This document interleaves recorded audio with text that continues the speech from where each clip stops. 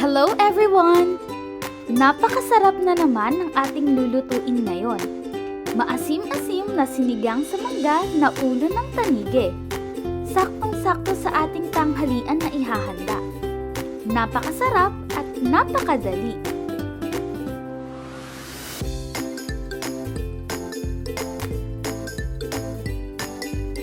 Ngayon ay hiwain natin ang mga pangunahing sangkap tulad ng sibuyas, kamatis, luya, mangga, at mga iba pang gulay pang rekado.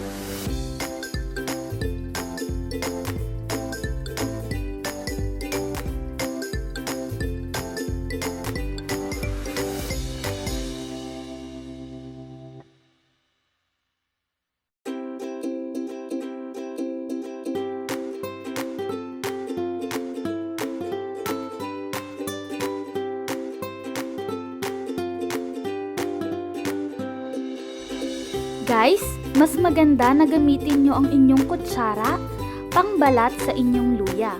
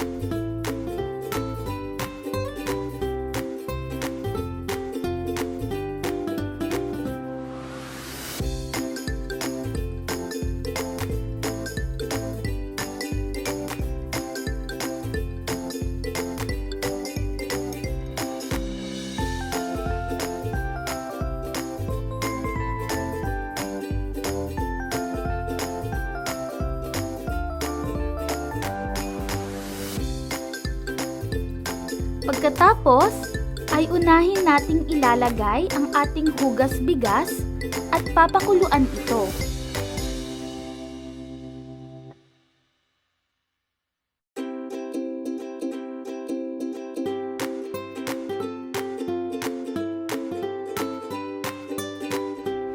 Pagkatapos kumulo, ay ilalagay na natin ang mangga, sibuyas, kamatis, at luya. Pagkatapos ay pakuluan natin ito sa loob ng 10 minuto.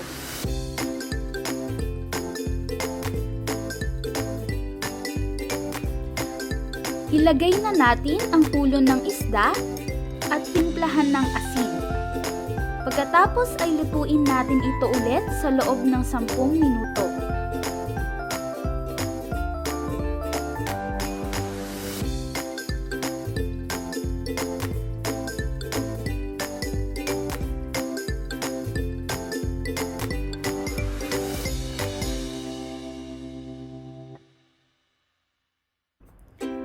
Pagkatapos maluto sa loob ng 10 minuto, Ilagay na natin ang natitirang gulay, maliban sa talbos ng kamote, para hindi ito madurog agad.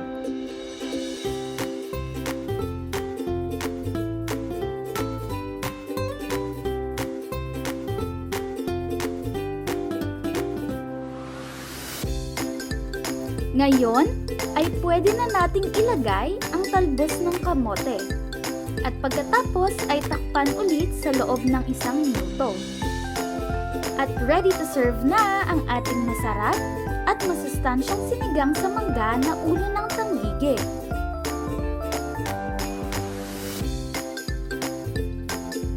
Tawagin na ang pamilya at pagsaluhan ang masarap na ating sinigang sa mangga na ulo ng tangigue.